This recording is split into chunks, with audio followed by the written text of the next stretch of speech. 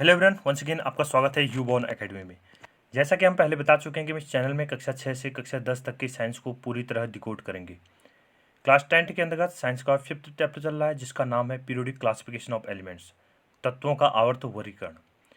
आज की इस वीडियो में हम metallic and non metallic properties के बारे में डिस्कस करेंगे। जिसने चैनल को अभी तक सब्सक्राइब नहीं किया वो सब्सक्राइब कर लें ताकि आपको पूरी वीडियो मिलते रहे। चलिए शुरू करते हैं। पीरियोडिक क्लासिफिकेशन ऑफ एलिमेंट्स, तत्वों का आवर्त वर्गीकरण, part 8। Metallic and non metallic properties.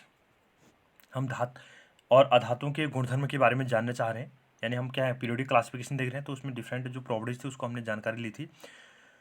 Activity 5.9 देखिएगा।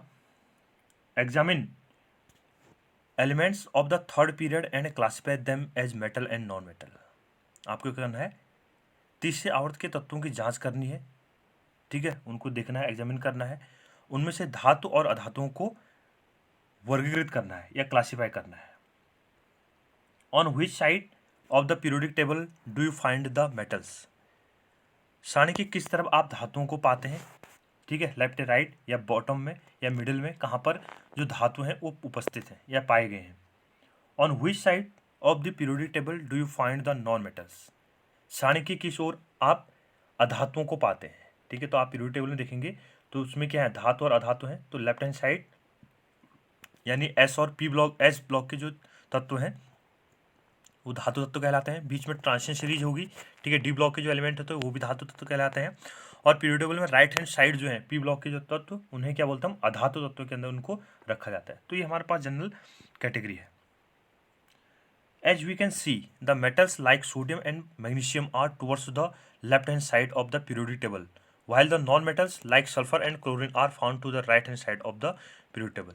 ठीक है, आपने देखा होगा कि जो सोडियम और मैग्नीशियम जैसे धातु हैं, ठीक है, वो पीरियोडिक टेबल में आवर्त सारणी में बाईं ओर पाए गए हैं। एस ब्लॉक के तत्व हैं तो बाईं ओर पाए जाते हैं, जबकि सल्फर और क्लोरीन, ठीक है, पीरियोडिक टेबल में कौन से क्रम, सल्फर और क्लोरीन ये अधातु तत्व हैं, तो ये कहाँ पर है पीरियोडिक टेबल में, दाएं तरफ को ये पाए गए हैं या रखे जाते हैं। In the middle we have silicon which is classified as or semi-metals or metalloids because it exhibits some properties of both metals and non-metals। ठीक है, मध्य में सिलिकॉन स्थित है जिसे अर्धधातु या उपधातु कहते हैं। सेमी मेटल्स या मेटलॉइड्स कहा जाता है इसको, ठीक है, अर्धधातु या उपधातु कहते हैं। यह धातुओं और अधातुओं दोनों के गुणधर्म रखता है, ठीक है। इसके अंदर क्या होती है, it exhibits some properties of metal and some properties of non metals. इसमें कुछ धातुओं की प्रॉपर्टीज होंगी, गुणधर्म पाए जाते हैं, और कुछ अधातुओं जैसे इसमें गुणधर्म पाए जाते हैं। In the modern periodic table a zigzag line separates metal from non metals. ठीक है, मॉडर्न पीरियोडिक टेबल में, आधुनिक आवर्त सारणी में एक टेढ़ी मेढ़ी रेखा धातुओं को अधातुओं से अलग करती है। The border line elements boron, silicon, germanium, arsenic, antimony, tellurium and polonium are intermediate in properties and are called metalloids और सेमी मेटलॉइड्स। ठीक है, हमने क्या कहा जी, आधुनिक जो आवर्त सारणी है उसमें एक टेढ़ी मेढ़ी लाइन है जो धातुओं और अधातुओं को अलग करती है। तो इस रेखा पर आने वाले तत्व कौन कौन से हैं, जैसे बोरोन हो गया, सिलिकॉन हो गया, जर्मेनियम हो गया, आर्सेनिक हो गया, एंटीमनी हो गया, टेलुरियम हो गया, पोलोनियम हो गया। तो ये जो धातुएं हैं, ठीक है, पोलोनियम, ये धातु और अधातु दोनों के गुणधर्म प्रदर्शित करते हैं। ठीक है, इनमें क्या होंगी, कुछ प्रॉपर्टीज क्या होंगी धातु जैसी और कुछ क्या होंगे अधातु जैसी, इसलिए इनको क्या बोलते हैं, मेटलॉइड्स उपधातु कहते हैं या सेमी मेटल्स अर्धधातु के नाम से इनको जाना जाता है। As you have seen in chapter 3, जैसे कि आपने चैप्टर 3 में पढ़ा था, metals tend to lose electrons while forming bonds, that is they are electropositive in nature. ठीक है, हमने तीसरे चैप्टर में पढ़ा था, तो वहाँ पर क्या होता है, मेटल इलेक्ट्रॉन को त्यागता है। ठीक है, मेटल एटम क्या करेगा, इलेक्ट्रॉन को त्यागेगा, और उसके बाद इलेक्ट्रॉन को त्यागने की प्रवृत्ति होती है, इलेक्ट्रॉन को त्याग देता है, उसके बाद इलेक्ट्रोपॉजिटिव मेटल नेचर का होता है। ठीक है, इलेक्ट्रॉन को डोनेट करेगा, तो इसका नेचर क्या होता है, धनात्मक, विद्युत के क्या बन जाते हैं, धनात्मक तत्व होते हैं। ठीक है, तो इलेक्ट्रोपॉजिटिव नेचर मेटल एटम का जनरली पाया जाता है। और नॉन मेटल क्या होता है, इलेक्ट्रॉन को एक्सेप्ट करने की टेंडेंसी होती है, तो उनको क्या बोलते हैं, इलेक्ट्रोनेगेटिव के अंदर उसको रखते हैं। ठीक है, तो metal atom is electropositive in nature, जो डोनेट करेगा इलेक्ट्रोपॉजिटिव होगा। Activity 5.10, how do you think the tendency of loose electrons will change in a group. ठीक है, समूह में इलेक्ट्रॉन त्यागने की प्रवृत्ति किस प्रकार बदलती है, क्या आप इससे परिचित हैं या नहीं है। How will this tendency change in a period. ठीक है, किसी पीरियड में आवर्त में यह प्रवृत्ति कैसे बदलेगी, तो ये आपको जानकारी लेनी है। ठीक है, हम क्या कर रहे हैं, किसी ग्रुप में चल रहे हैं, ग्रुप मतलब जो वर्टिकल लाइन्स होती है, खड़ी लाइन, इन्हें ग्रुप से कहा जाता है। जो हॉरिजॉन्टल तिरछी लाइन होती है, इन्हें क्या बोला जाता है, पीरियड। तो ग्रुप में कैसे चेंज होता है, पीरियड में कैसे चेंज होता है, तो इसके बारे में जानकारी लेंगे।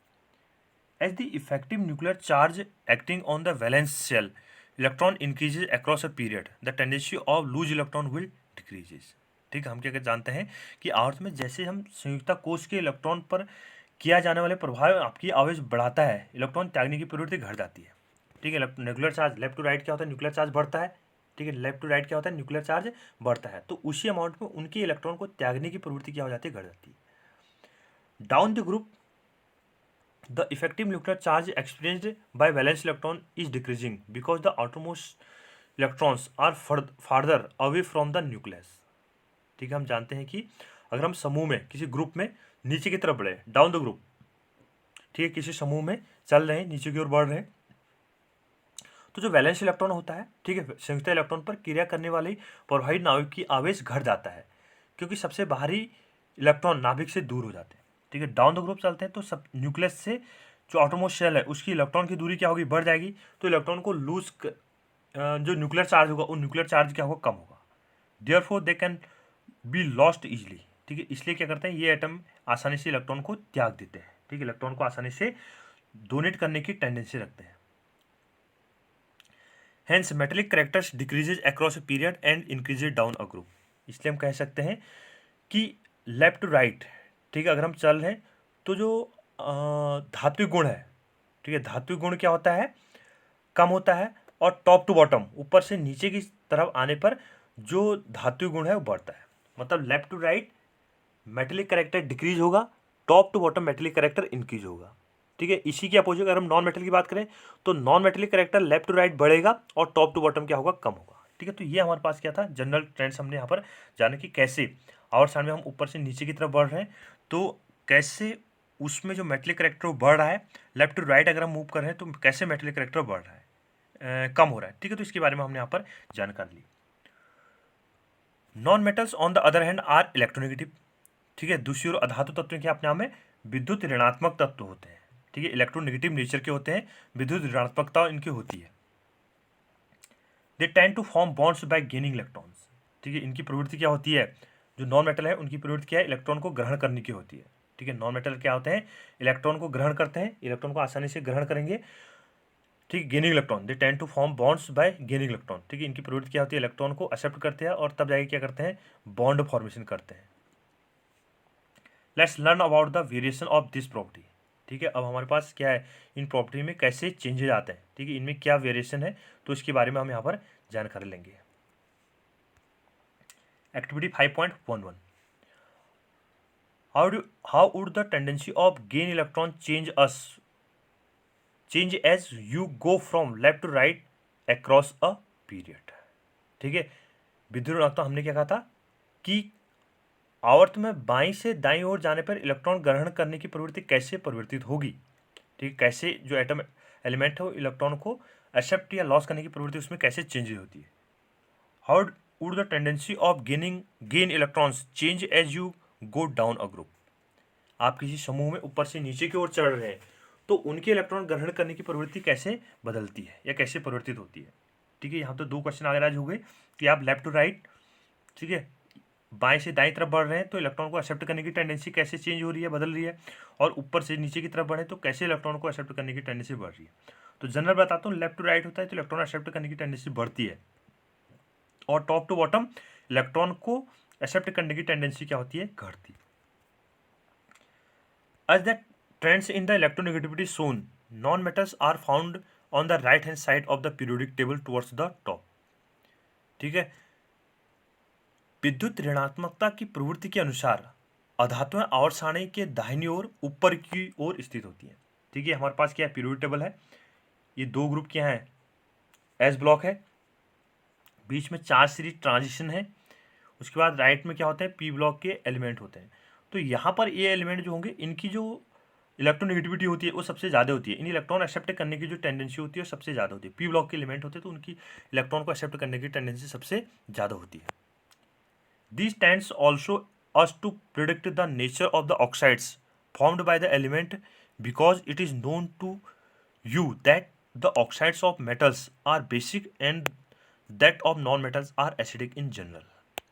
ठीक है, क्या कह रहे हैं हम, इन प्रवृत्तियों से हमें इन तत्वों से बने ऑक्साइड की प्रकृति का भी पता चलता है। ठीक है, क्या कहा हमने, इन प्रवृत्तियों यानी इलेक्ट्रॉन को एक्सेप्ट करने की टेंडेंसी, इलेक्ट्रॉन को लॉस करने की टेंडेंसी। ठीक है, तो जो भी मेटल एटम की टेंडेंसी होती है, तो इनसे हमें यह भी पता चलता है कि इनके ऑक्साइड की प्रकृति का भी पता चलता है, क्योंकि धातुओं के ऑक्साइड क्षारीय तथा अधातुओं के ऑक्साइड अम्लीय होते हैं। ठीक है, मेटल के ऑक्साइड क्या होते हैं, metal oxide are basic in nature, और नॉन मेटल के ऑक्साइड क्या होते हैं, एसिडिक नेचर के होते हैं। ठीक है, तो ये हमें पहले भी पता चला, metals are basic and non metals are acidic in general. ठीक है, ऑक्साइड कैसे होते हैं, मेटल के बेसिक होते हैं, नॉन मेटल के ऑक्साइड क्या होते हैं, एसिडिक। तो ये हमारे पास क्या जनरल पीरियोडिक टेबल की जो जनरल ट्रेंड्स थी उसके बारे में हमने यहाँ पर जानकारी ली। ठीक, कैसे लेफ्ट टू राइट मूव करते हैं, तो मेटलिक कैरेक्टर में क्या चेंजेस आता है, इलेक्ट्रोनेगेटिविटी में क्या चेंजेस आता है, ठीक है, एटॉमिक साइज क्या में क्या चेंजेस आता है। तो ये क्या थे, हमारे पास जनरल प्रॉपर्टीज थी मेटल एटम की और नॉन मेटल एटम की। इसके बाद जो अगला वीडियो आएगा उससे हम एनसीईआरटी के जो इंटेक्स्ट क्वेश्चन है उनको सॉल्व करेंगे। ठीक है, उसके बाद लास्ट वीडियो, 2 वीडियो और बनेंगे इसके, एक इंटेक्स्ट क्वेश्चन का और एक एनसीईआरटी एक्सरसाइज का। थैंक यू, वीडियो को लाइक कीजिए, शेयर कीजिए और